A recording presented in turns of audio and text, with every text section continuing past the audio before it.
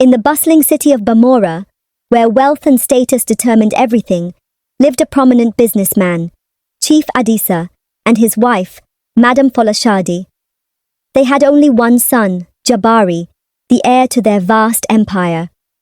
As Jabari approached marriageable age, his parents pressured him to marry a suitable woman from an affluent family.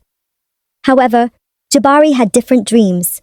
He wanted a wife of substance, a woman with a good heart, not someone drawn to him for his wealth. One evening, as they dined in their grand estate, Jabari shared his plan. "Father, mother, I need to find a wife who loves me for who I am. Every woman in Bamora knows me as your son, and they only see the fortune I will inherit, not the man I am." Madame Folashade gasped. "So what do you intend to do?" "I will leave Bamora and live as a common man in a village. That is the only way I can truly know who loves me sincerely." Chief Adisa frowned. "That is absurd. You, my son, will live like a poor man?" After much persuasion, his parents reluctantly agreed but gave him 2 years to find a bride. If he failed, they would choose a wife for him. To prepare, Jabari let his hair grow untidy and wore cheap, worn-out clothes. He took only a few coins and left for the nearest bus stop, where he met a kind driver named Baba Kwame. "Where to, young man?" Baba Kwame asked. Jabari sighed. "Somewhere with kind people where I can start over." Baba Kwame smiled. "Come with me to Wakanda village. My people are welcoming." The journey was long, and when they arrived, Jabari saw a humble but peaceful community. Baba Kwame introduced him to his wife, Mama Abeni, who welcomed Jabari warmly. They gave him a small room at the back of their compound. The next day, he set out to find work. Life in Wakanda was different. Unlike Bamora, where people flaunted wealth, here, people valued hard work. He found a job as a wheelbarrow pusher at the village market, carrying goods for traders. Many treated him with little respect because of his appearance, but he endured. After a year and 6 months, Jabari was losing hope of finding a woman with a kind heart.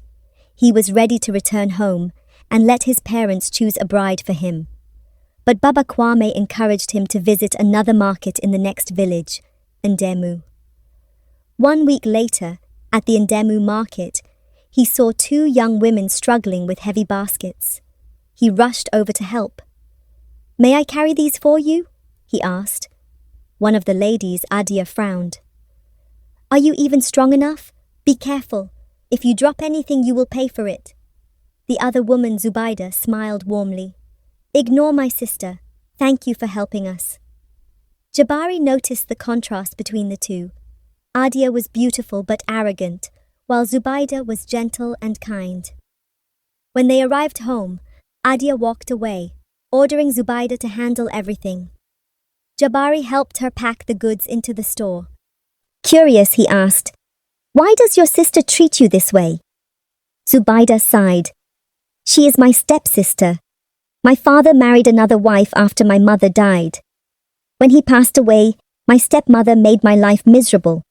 I do all the chores while Adia enjoys herself." Jabari felt a deep admiration for Zubaida's humility. The next day, he asked Mama Abeni about her. "Zubaida is a kind-hearted girl," Mama Abeni said. "Many men have sought her hand, but her stepmother insists they marry Adia instead." Jabari knew then that he wanted Zubaida as his wife. For the next 3 months, whenever she came to the market, Jabari helped her with her goods. They grew close, laughing and sharing stories. But one day, Adia, suspecting something, followed them.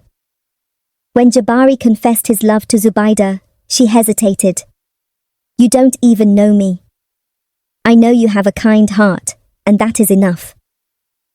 Zubaida looked down. "My stepmother will never agree." "Let me worry about that," Jabari assured her. From a distance, Adia laughed mockingly. "A beggar and a slave in love. How perfect. Just wait until my mother hears this." Zubaida panicked, but Jabari held her hand. "No matter what happens, I will fight for us." That evening they went to see her stepmother, Madam Binta. The moment she saw Jabari, she scoffed. You, a mere wheelbarrow pusher, want to marry my stepdaughter? Do you even have a single cow to your name? I will provide what is required, Jabari said boldly. Mocking him, Madam Binta wrote down a long list of expensive bride price items and threw it at his feet. She smirked. Come back in a week if you can afford these. Zubaida looked at the list and gasped. The total was impossible for a poor man, but Jabari only smiled. I will return in a week. That night, he told Baba Kwame he needed to go back to Bamura. The old man was shocked, but took him to the city as requested. When they arrived, Jabari asked to be dropped at a large company. Are you sure? That is one of the biggest companies in Bamura. They won't let you in looking like this, Baba Kwame warned. Jabari smiled. Just take me there. The moment the guards saw him, they rushed to open the gates. Baba Kwame was stunned.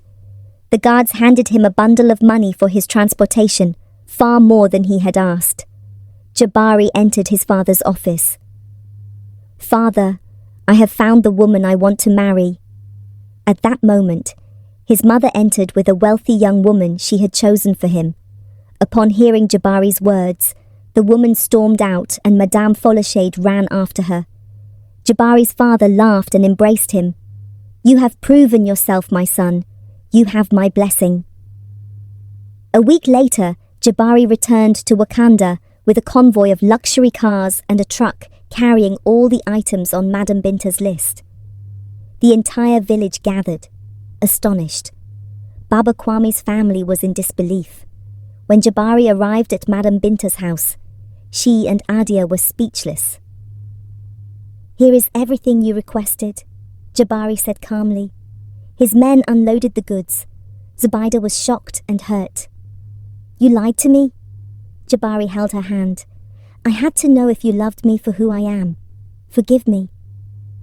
Seeing the sincerity in his eyes, Zubaida forgave him. Adia, suddenly sweet, tried to charm Jabari, but he ignored her.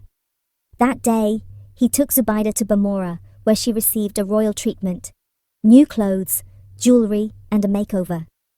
When she stepped out, she was more stunning than Adia and the woman Jabari's mother had chosen. Chief Adisa welcomed Zubaida into the family. Even Madame Folashade, though reluctant at first, accepted her. A month later, Jabari and Zubaida had the grandest wedding in Bamura.